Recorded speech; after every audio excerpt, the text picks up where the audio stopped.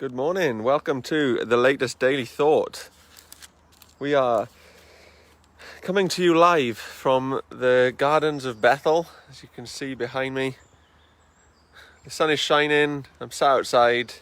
Got my Bible. Well, it's actually not my Bible, but I've got a Bible, and I'm live with you today to chat through our latest Daily Thought. We're into Luke 21, and today I'm going to be reading from verses 10 through to 28. So there's actually quite a few verses today, but lots of good stuff. And mostly, well, in fact, all of it is basically Jesus speaking. I don't know if you've got a Bible that has Jesus's words in red, but I always find that that's a little bit helpful. And basically, all of today's passage is written in red writing, which tells us that Jesus said these very words, at least in the language that he would have been speaking of in the day. So yeah, I'm going to read from Luke 21, verse 10 through to 28. And if you're watching, do say hello. It's always nice to be joined. Morning, Aleri. But yeah, let's go then from Luke 21, verse 10. If you've got a Bible and you want to follow it, feel free to do so. It says this: Then he, Jesus, said to them, "Nation will rise against nation, and kingdom against kingdom. There will be great earthquakes, famines, and pestilences in various places, and fearful events, and great signs from heaven. But before all this, they will seize you and persecute you. They will hand you over to synagogues and put you in prison, and you will be brought before kings and governors, and all on account of my name. And so you will bear testimony to me.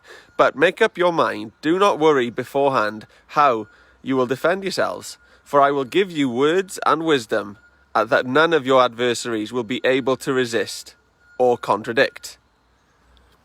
You will be betrayed even by parents, brothers and sisters, relatives and friends, and they will put some of you to death. Everyone will hate you because of me, but not a hair of your head will perish. Stand firm, and you will win life. When you see Jerusalem being surrounded by armies, you will know that its desolation is near. Then let those who are in Judea flee to the mountains. Let those in the city get out, and let those in the country not enter the city. For this is the time of punishment in fulfillment of all that has been written. How dreadful it will be in those days for pregnant women and nursing mothers. There will be great distress in the land and wrath against this people. They will fall by the sword and will be taken as prisoners to all the nations. Jerusalem will be trampled on by the Gentiles until the times of the Gentiles are fulfilled. Verse 25 says, There will be signs in the sun, moon and stars. On the earth nations will be in anguish and perplexity at the roaring and tossing of the sea.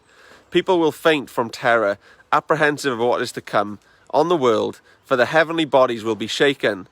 At that time they will see the Son of Man coming in a cloud with power and great glory. When these things begin to take place, stand up and lift your heads, because your redemption is drawing near.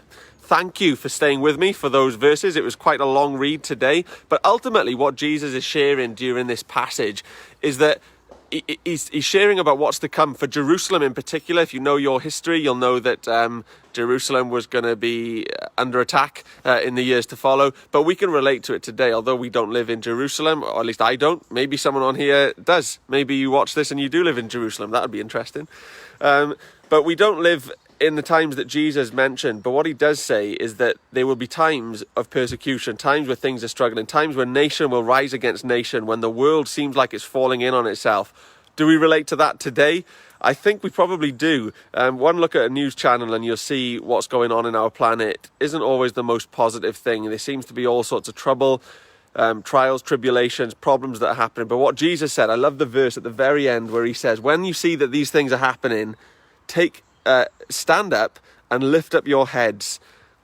That is what we have to do. You know, times will come that are tough, times where it's difficult to stand for our faith, times where it's hard, where we're tired, where we feel like we're under pressure.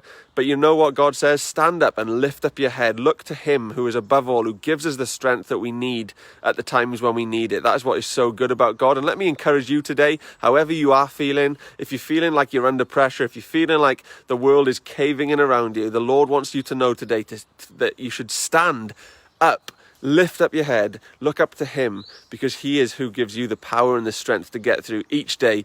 Yeah, keep going, keep fighting, keep staying close to the Lord. You know, whatever situation we're in, we've got to stay close to him, being obedient and faithful and following him. Other than that, I hope you're having a good day. I hope you're making the most of this fine weather.